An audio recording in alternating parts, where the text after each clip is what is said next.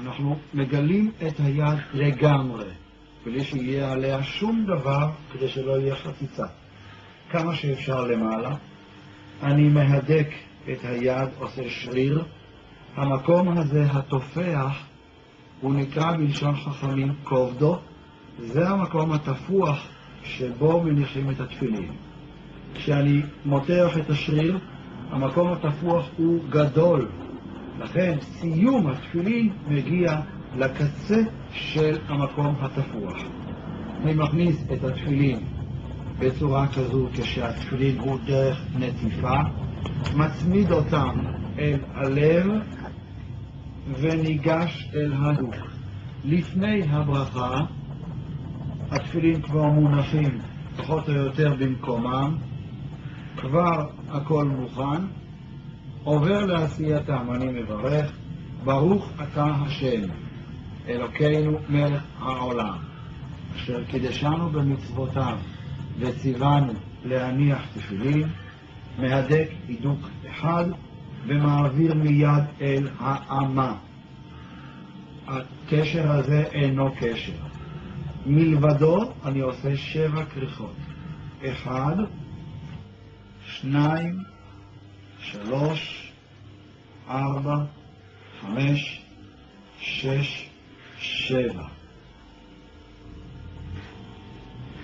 כשמניחים את התפילין של ראש, אסור לתלות אותם בצורה כזו, זה ביזוי, אלא חייבים להחזיק כל הזמן את הבית ביד דרך כבוד.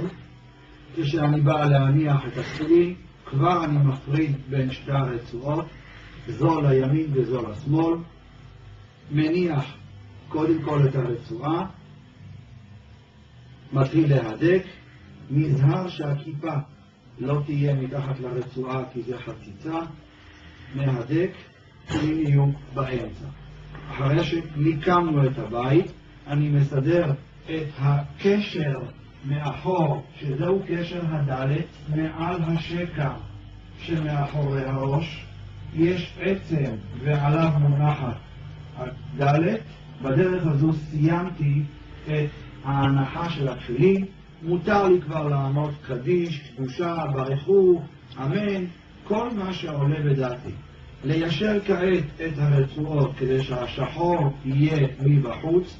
אני מחבר את הרצועה אל הגוף כדי שהרצועה תישאר כל הזמן עם הצד השחור כלפי חוץ, כך מימין וכך משמאל. בתום החיבורים האלה אני ניגש להשלים את הנחת התפילין של יד.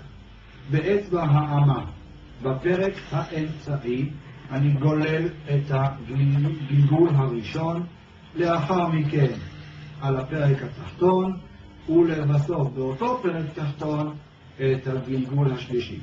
יש שנוהגים כאן לומר בתנאי שזה אחרי ברכות התורה, וארסתיך לי לעולם, וארסתיך לי וכו', 3 פסוקים וארסתיך על 3 הגלגולים בפרק הזה.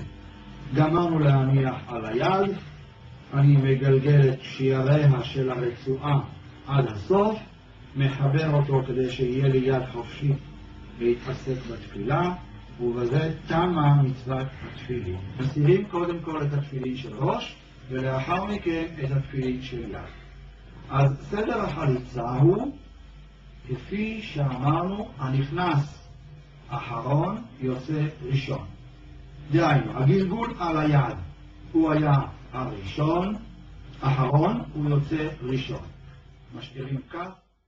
להתראות בפורום שלנו.